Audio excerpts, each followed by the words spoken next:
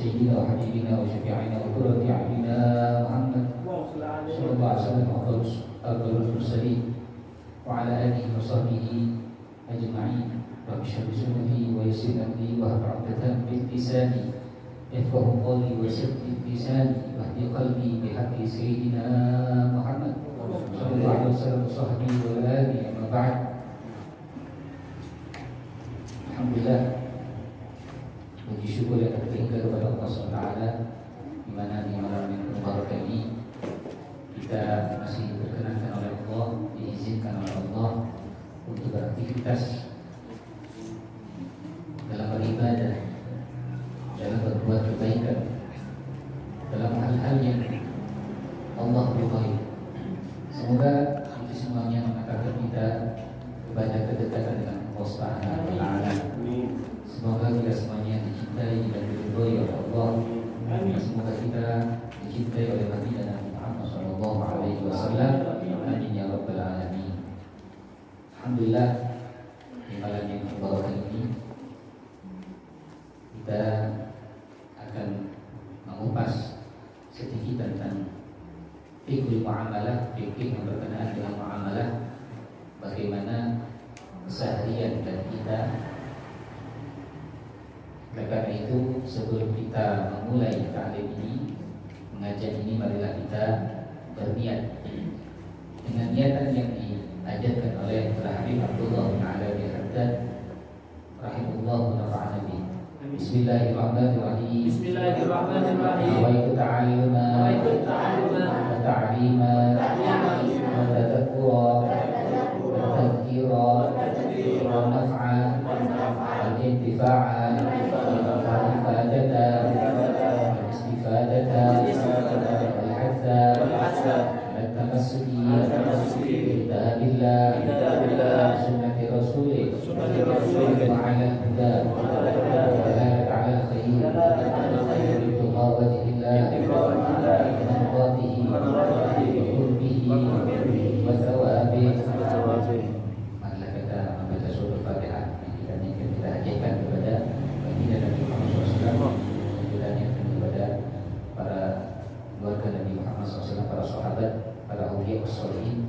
dan kepada orang tua kita semuanya, guru-guru kita semuanya, baik yang sudah meninggal dunia ataupun yang sedang hidup, masih hidup, mudah-mudahan semuanya Allah Ta'ala dijaga oleh Allah Ta'ala, mengampuni dosa mereka semuanya, dan mengkaumkan kita selalu dan mereka semuanya dalam keadaan dirahmati oleh Allah Ta'ala. Dan ini yang soleh, Allah Subhanahu wa taala,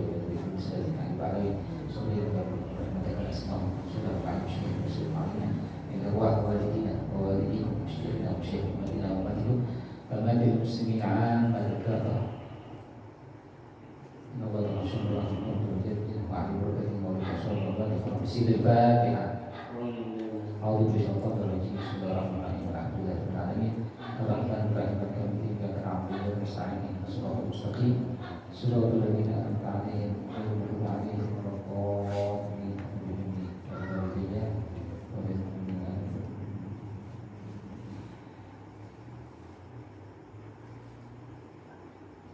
Bismillahirrahmanirrahim. Qala al-mu'allif rahimahullah ta'ala wa nafa'ana bihi wa bihi amin. Kita masuk pada pembahasan dalam kitab muamalah dengan babul hiwalah atau hawalah. Apa itu hawalah? Secara bahasa bermakna at-tahawul wal intiqal, yaitu berpindah. Secara bahasa berpindah. Jadi berpindahnya sesuatu apapun itu namanya al-hawalah atau hiwalah. Namun arti yang sesungguhnya, maksud yang sesungguhnya yang kita maksudkan dalam fikih muamalah ini dari bab al-hawalah atau hiwalah ini adalah aqdun yaqtadi naqla dainin min dhimmatin ila dhimmatin ukhra bi sighatin. Sebuah akad, sebuah transaksi yang menuntut pemindahan suatu hutang dari satu tanggungan kepada tanggungan yang lain dengan adanya ijab qabul. Jadi di sini ketika seseorang ingin memindahkan hutangnya kepada hutang yang lain, contoh saya punya hutang, saya punya hutang kepada seseorang. Ketika saya nggak mau bayar atau tiba-tiba si orang yang menghutangi saya tadi bilang, gini aja, hutang kamu nggak perlu bayar ke saya, tapi kamu bayar kepada fulan yang ini. Misalkan saya punya hutang sama Abdullah tadi juga punya hutang dia sama Ahmad. Ya, saya punya hutang sama Abdullah dan Abdullah punya hutang sama Ahmad. Maka Abdullah mengatakan kepada saya, ya, Ustaz, hutangnya antum jangan bayar ke saya. Saya akan pindahkan hutangnya antum bayar ke Ahmad. Maka ketika Ahmad tadi menyetujui, maka inilah dinamakan bentuk hiwa, memindahkan hutang. Ya. Sehingga Abdullah akhirnya terbebas dari hutang. Gunanya untuk supaya apa? Ya, si Abdullah ini terbebas dari hutang.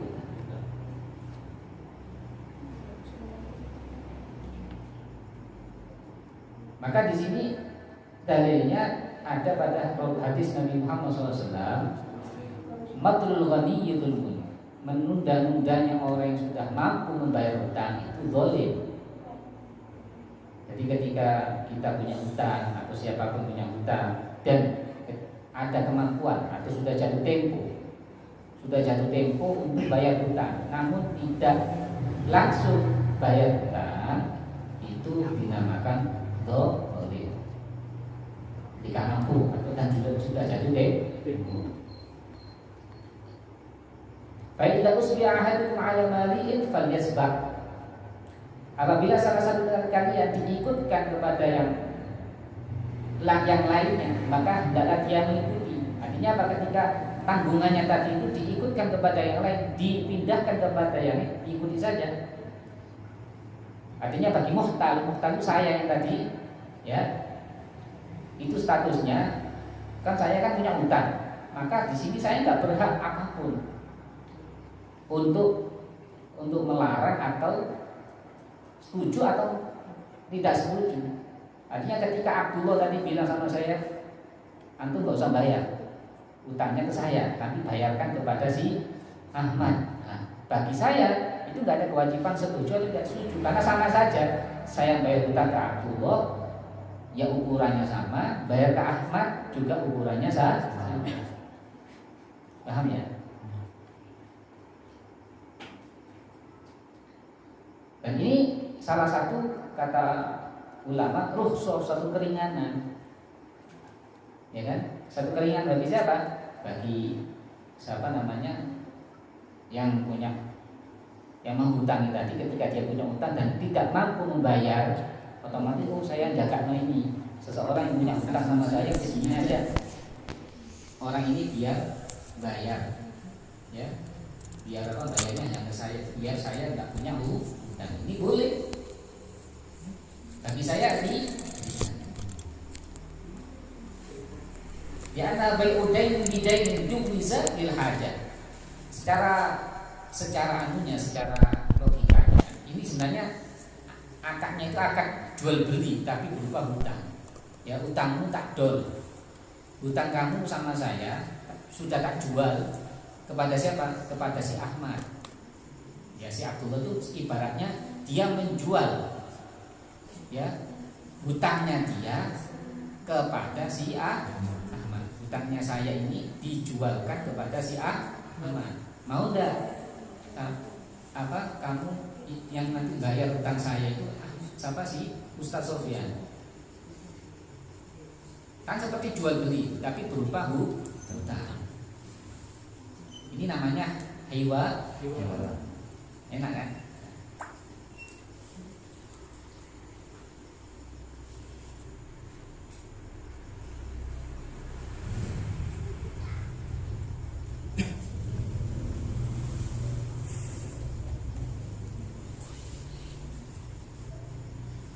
Maka di sini kasih contoh hiwalah atau hawalah.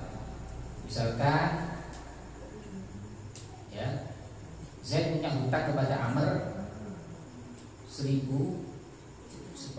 juta. Ya. Dan ternyata ya, si Z itu si Amr tadi itu juga punya hutang sama Ibrahim dengan hutang yang sama 10 juta. Kayak saya tadi bilang saya punya hutang sama si Abdullah 10 juta, dan Abdullah juga punya hutang sama si Ahmad juga 10 juta. Maka di sini nanti Z mengatakan kepada Amr, Amr, atau saya di sini ya, Abdullah bilang sama saya, Ustaz, hal buka bi alfil lati laka aliyya ala Ibrahim. Saya telah memindahkan hutangmu yang wajib kamu bayar kepada saya dengan kamu nanti membayarnya kepada Ahmad. Di sini kalau kepada Ibrahim. Maka nanti Amr mengatakan, ya nggak apa-apa, saya itu. Jelas ya? Nah, ini boleh.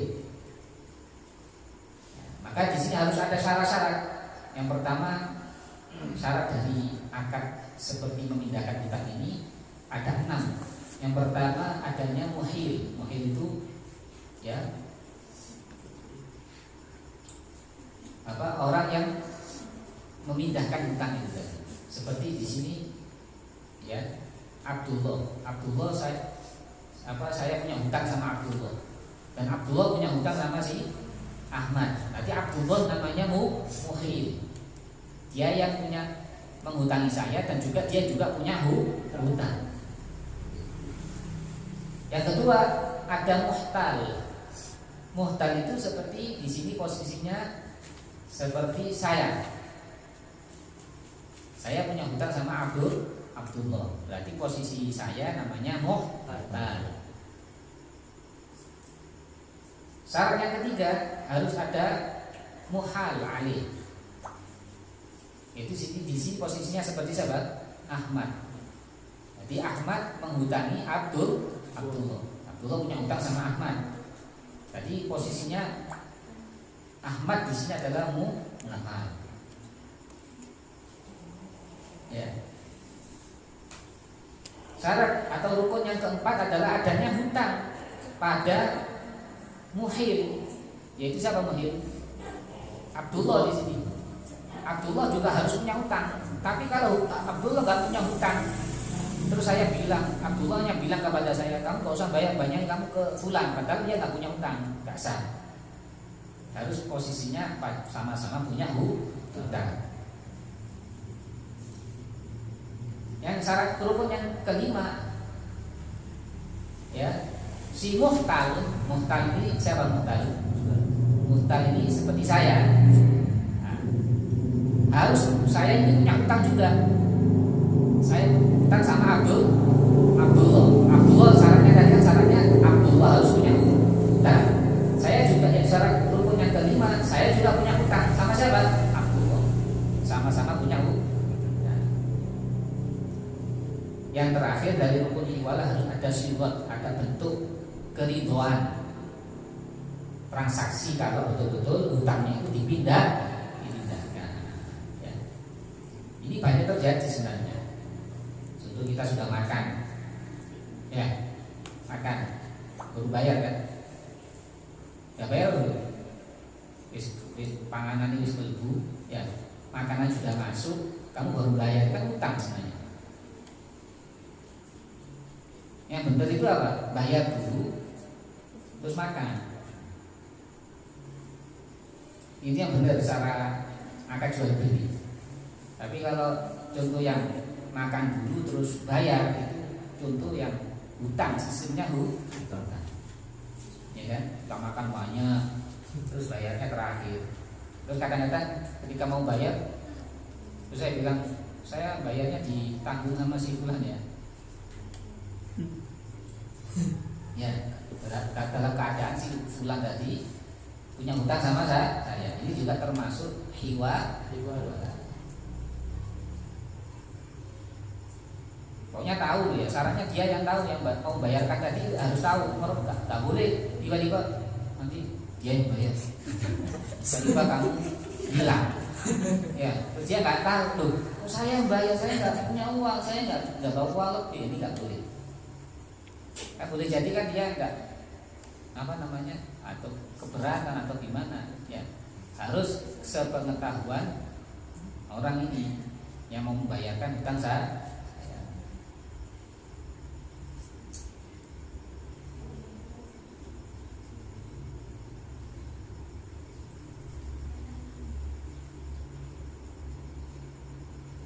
Maka di antara syarat-syarat dari pemindahan hutang tadi harus dengan cara kerelaan dari si saya yang Abdullah tadi. Abdullah punya hutang sama Ahmad dan saya punya hutang sama Abdullah. Lah si Abdullah tadi harus ridho, dia itu rela, bukan dalam keadaan dipaksa sama si Ahmad untuk segera bayar hutang sehingga saya harus bayar ke Ahmad.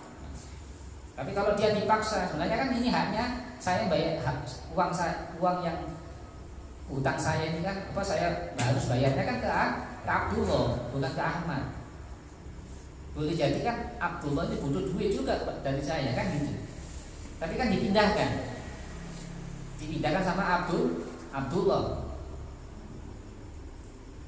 Makanya nggak boleh Abdullah ini dalam keadaan terpaksa atau dipaksa untuk memindahkan hutang saya untuk saya bayar langsung ke Ahmad.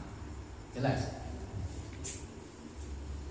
Syarat yang kedua antara syarat hiwala, si muhtal yang saya tadi punya hutang sama Abdullah, ya, saya ini posisinya harus betul-betul menerima, mau. Kalau saya nggak mau nggak sah. Saya nggak mau bayar Ahmad, saya nggak mau karena dia musuh saya. Ini orang nggak cocok saya. Pokoknya saya maunya bayarnya sama kamu aja, kamu urus saya. Ya, itu paham ya? Harus saya mau. Kamu mau uang utang kamu bayarnya ke Ahmad aja. Kalau saya bilang nggak mau, ya nggak bisa. Tapi kalau saya, oh ya terserah, saya mau kok, terserah mau bayar ke siapapun saya mau. Nah, ini boleh. Namanya hiwal hawal. Jelas ya?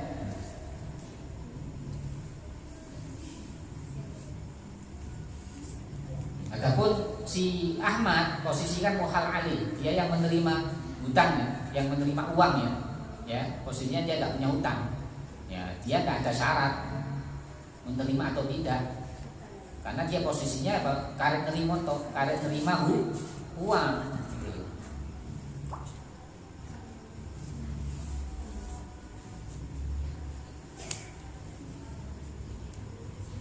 Ya. Kemudian harus diperhatikan bahwasanya akad hiwala pemindahan hutang ini harus betul-betul ada utang, bukan utang yang belum terjadi. Contoh utang yang belum terjadi gimana? Misalkan saya besok mau hutang sama Abdullah, saya mau hutang sama kamu bisa? Oh bisa Ustaz, berapa? 10 juta. Oh ya besok aja hutangnya saja, besok aja ya tak kasih hutang.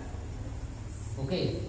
Terus Abdullah bilang sama saya, Ustaz nanti kalau saya kasih uang, saya utangi nanti kamu bayarnya ke Ahmad, ya jangan bayar ke saya. Nah ini nggak boleh. Kenapa? Oh saya belum hutang. Paham ya? Nanti ada unsur penipuan di sini.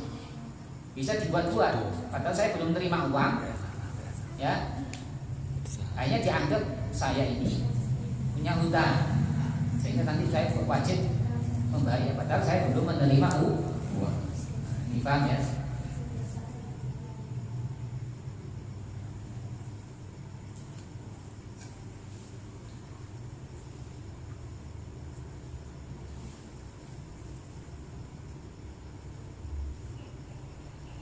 Dan yang perlu diperhatikan juga, ya, antara dua hutang yang antara saya punya hutang sama Abdullah dan Abdullah juga punya hutang sama si Ahmad, itu kadarnya sama.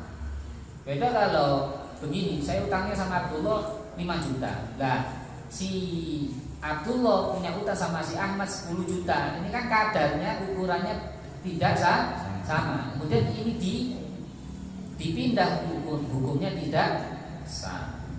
Paham ya? Karena apa? Kadarnya tidak sah atau jenisnya nggak sama. Saya punya utang sama Abdullah itu berupa mobil. Nah, Abdullah punya utang sama Ahmad berupa emas. Ini nggak sah. Jelas ya?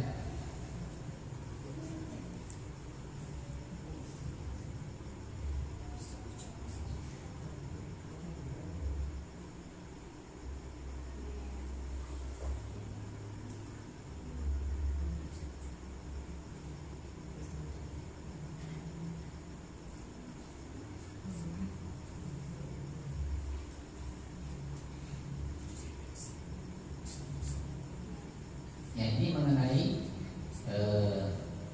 al-hiwala. Ini tujuannya adalah sekali lagi adalah sebagai bentuk keringanan yang diperbolehkan dalam syariat supaya sama-sama legowo, sama-sama ada solusi. Kadang-kadang kita ini pengen bayar hutang tapi nggak bisa bayar hutang karena uang kita banyak di orang, kan gitu.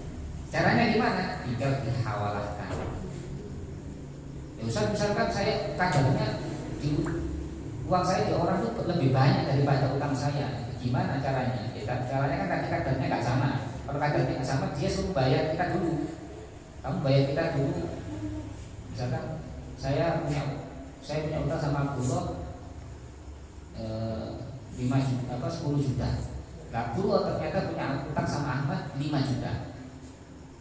Jadi kan lebih banyak saya utangnya ke Abdullah. Gimana supaya bisa sah akad hawalahnya? Maka caranya adalah saya mengembalikan atau bayar dulu kepada Abdullah 5 juta dulu. Ketika sudah saya bayarkan, maka tinggal Abdullah bilang sisanya 5 juta. Yang 5 juta yang kamu utang sama saya Ustaz, antum bayarkan ke Ahmad. Oke, itu namanya hawalah yang sesuai dengan madhab Syafi'i.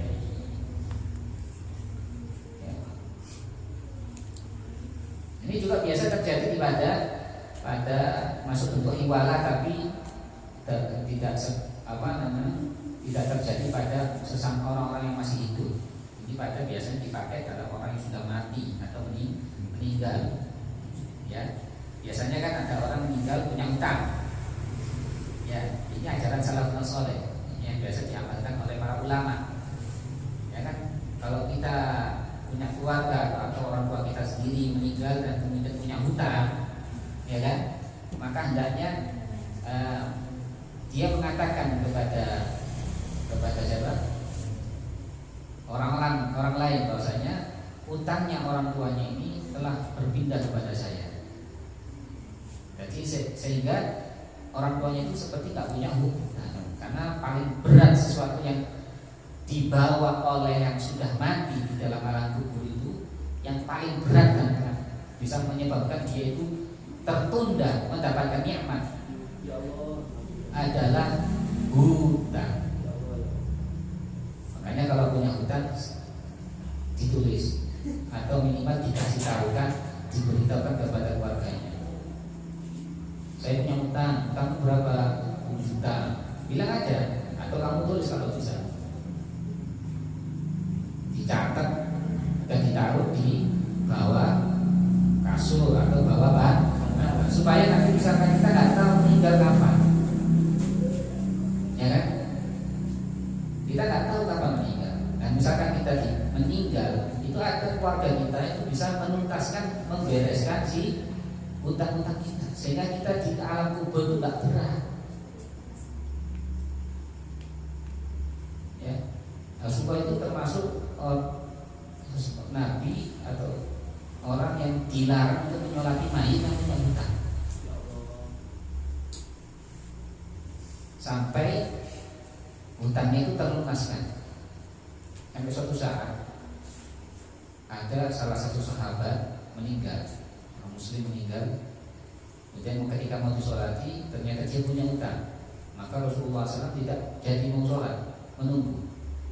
Akhirnya Rasulullah memberikan solusi kepada Rasulullah, siapa yang mau membayarkan hutangnya sebulan ini? Siapa yang membayar? Maka para sahabat yang situ yang sanggup membayarkan adalah Sayyidina Ali bin Abi Thalib. Saya Rasulullah, saya yang akan membayarkan hutangnya. Biar saya. Mana Allah? Hanya beliau sholat menyelati meninggal tadi. Setelah itu, ya, setelah sholat Rasulullah mengingatkan, ya Ali, nanti segera ya kamu bayarkan hutangnya sudah tadi yang meninggal. Oh iya Rasulullah, segera habis ini saya. Nyata Sayyidina Ali itu lupa. Ketika esok harinya ketemu Rasulullah SAW, Rasulullah ditanya, Ali, kau sudah bayar hutangnya fulan tadi yang kemarin meninggal? Ya Allah ya Rasulullah, belum ya Rasulullah. Cepat. Akhirnya Rasulullah membayarkan hutangnya fulan tadi. Ketika ketemu sama Rasulullah lagi, sudah kau bayarkan? Sudah ya Rasulullah, baru saja saya bayarkan. Maka kata Rasulullah SAW, baru saja aku melihat dia terhentaskan di tas atau di tas di apa? Diangkat dari azab kubur gara-gara hutangnya tadi. Hutang sama berat, hutang itu berat. Yang membuat berat di alam kubur itu apa? Hutang. Ya. Makanya kalau punya hutang dan segera bagi anak, kalau usahakan bagi anak itu harus tahu diri. Kita ini sebagai anak, ya jangan apa namanya, jangan perhitungan kalau kita sama orang tua. Jangan sampai perhitungan, karena apapun yang dimiliki orang tua itu apa yang dimiliki oleh kita itu adalah milik orang tua. Sekalipun orang tua itu misalkan mengambil hartanya kita tanpa seizin kita, ibarat seperti orang nyolong, mencuri, itu tidak ada hukum bagi orang tua itu untuk dikatakan pencuri. Atau sampai nanti ada kisos dengan dalam kisah itu sampai tidak ada hukum bagi ayah tadi untuk dipotong tangannya gara-gara mengambil hartanya anaknya sendiri. Sampai ada cerita itu, anta wa maluka di abi. Ada seorang anak mengadukan kepada Rasulullah, ayahku ini ngambil harta saya tanpa saya ketahui dan saya tidak ridho. Hanya dipanggil ayahnya tadi, apakah betul kau ini mengambil harta anakmu? Apa katanya ayahnya? Iya Rasulullah, karena itu pun saya butuh ya Rasulullah, karena saya ini tidak dikasih apa-apa sama anak saya dan saya nggak mampu untuk bekerja. Maka sebagai gantinya dulu dia itu saya openi, saya kasih nafkah, saya kasih apapun yang dia butuhkan semenjak dia lahir sampai dia seperti saat ini. Maka saya mengambil apa yang dulu juga saya kasih, ya, saya kasihkan kepada dia. Rasulullah, apa kata Rasulullah kepada anak? Engkau lah yang sejatinya orang yang durhaka kepada orang tua. Anta wa maluka li abi. Sebenarnya kau dan hartamu ini semuanya milik ayah. Ya. Jadi kalau udah orang tua itu mengambil harta kita, itu memang haknya. Harta mereka, apa yang kita miliki itu adalah milik mereka, tapi bukan yang mereka miliki adalah milik kita. Paham ya? Apa yang kita miliki adalah milik mereka, tapi milik mereka bukanlah milik kita. Jelas? Nah, itu harus dipahami. Ya, misalnya kita harus apa namanya? Jadi itulah berkorban untuk orang tua itu memang harus kita, ketika misalkan orang tua kita sudah meninggal, baru meninggal, selesaikan. Yang pertama kali itu kita pikirkan adalah hutang orang tua kita. Setelah tentang bagaimana biaya-biaya penguburan, baru kita cepat-cepat menyelesaikan hutangnya. Kalau memang itu bisa diambil dari harta warisannya, harta yang ditinggalkan, silakan cepat dibayar. Kalau enggak, segera dari anak-anaknya itu mengambil alih hutangnya. Supaya apa? Supaya orang tua kita yang sudah meninggal tadi tidak berat di dalam alam kuburnya. Paham ya? Kalau ingin sedekah yang besar, sedekah yang terbesar bukan ketika bersedekah kita kepada orang yang kita biasa, tapi ketika kau bisa bersedekah, ya membaikkan hutang orang tua. Itu cara bersedekah yang paling besar. Ya, Ya, bersedekah dengan kamu membayarkan hutang orang. Karena pasti butuh. Ini kamu punya orang tua, orang kamu nggak bisa bayar hutang, kamu bayarkan, itulah sedekah terbesar. Atau kamu punya guru, gurumu punya hutang, kamu bayarkan hutangnya gurumu. Kau telah bersedekah dengan sedekah yang paling besar, mengalahkan sedekah yang lain. Karena orang hutang itu susah. Ya. Makanya sampai dikatakan ana ma'sahibud dain.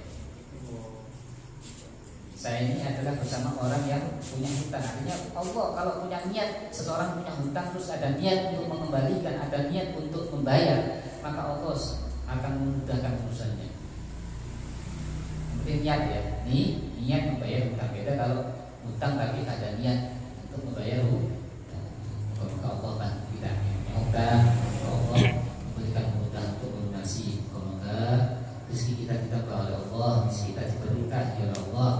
Rezeki kita diwaskan oleh Allah Subhanahu wa taala, rezeki orang tua kita dimudahkan dan diwaskan oleh Allah, rezeki guru kita semuanya diberikan Allah berkuasa dan keberkahan. Amin amin ya rabbal alamin. Ada pertanyaan? Jika ada orang tua berhutang pada tahun 1980, berhutang 1 juta dan baru bisa dibayar oleh anaknya pada tahun 2020, apakah nilai hutangnya tetap sama 1 juta?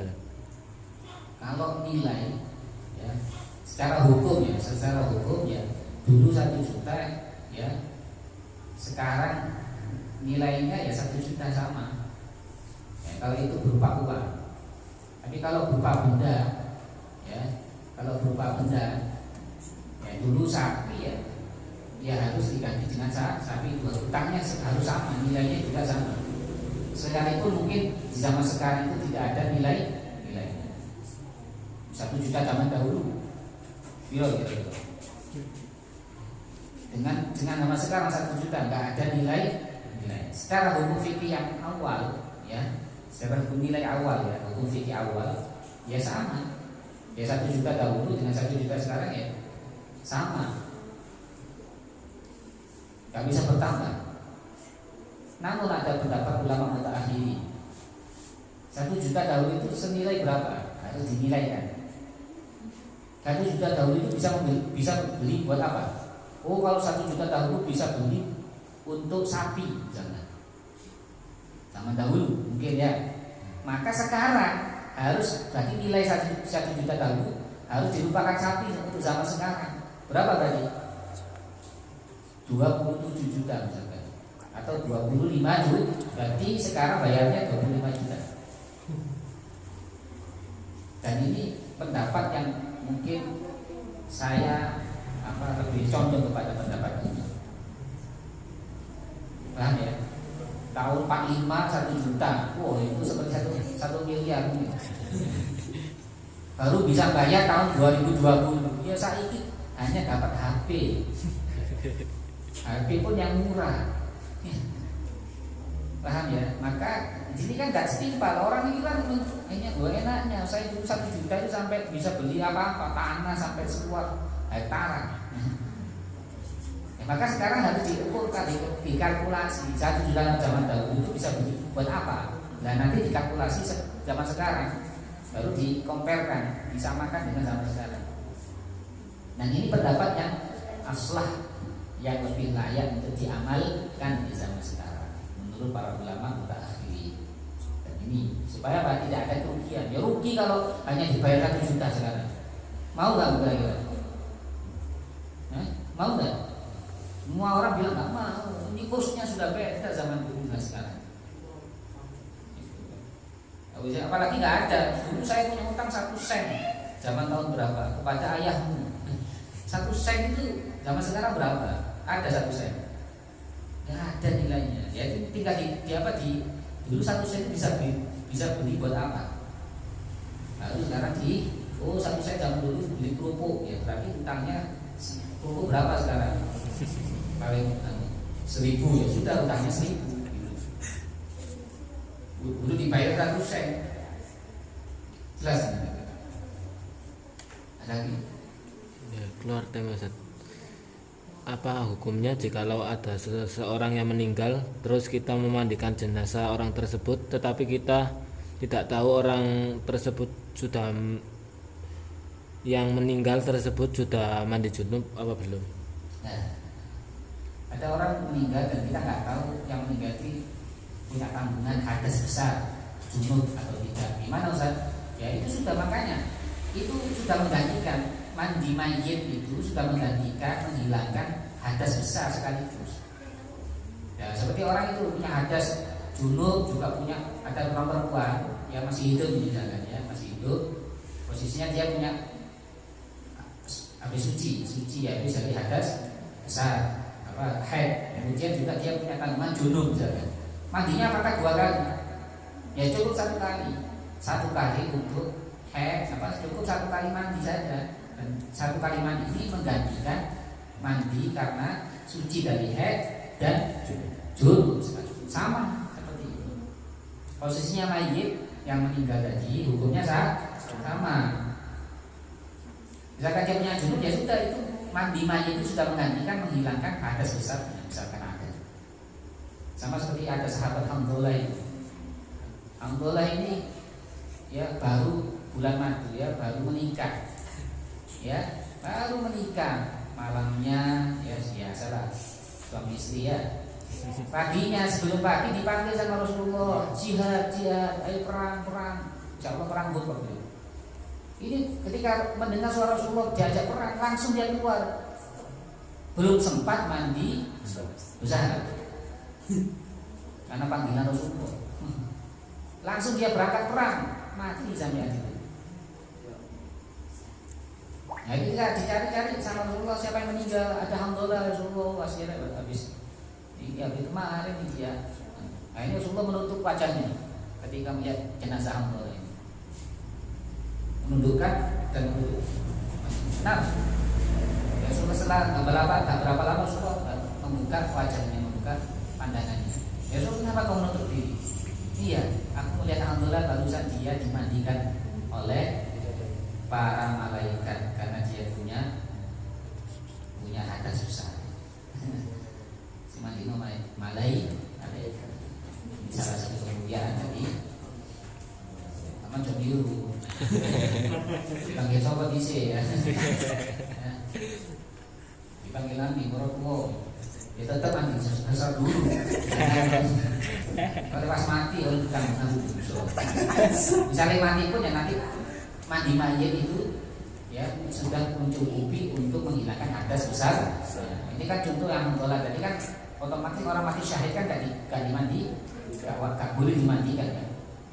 Tapi dan ini subhanallah, malaikat tahu amalannya si Hamdullah, dia belum mandi besar, akhirnya dimandikan. Ya. Sudah ya? Kalau misalkan mandi besar, apakah mandi besar itu bisa juga menggantikan wudu? Jadi apakah mandi besar itu juga bisa menggantikan atau menghilangkan wudu? Juga sama seperti sudah wudu. Maka posisinya, karena kan posisi mandi besar kan menghilangkan hadas besar. Sesuatu dalam kaidah, sesuatu yang sudah yang besar saja sudah bisa hilang, secara otomatis yang kecil pun juga ikut juga hilang. Apakah otomatis ketika orang sudah mandi besar, maka seperti juga dia setelah melaksanakan wudu. Nggak perlu wudu sudah, pokoknya selama mandi besar nggak pegang-pegang. Nggak mandi besar ya kamu pegang-pegang anu ya, batal. Ya, paham ya? Pokoknya kalau misal kamu renang, misal aku mandi besar, misal aku boleh renang, ya boleh, sangat boleh sekali, tambahin langsung mandi. Ya. Terus kamu langsung habis renang tadi langsung sholat, boleh, karena otomatis ketika kamu renang tadi mandi besarmu hilang, otomatis kamu juga dianggap seperti punya wudu. Paham ya? Sudah?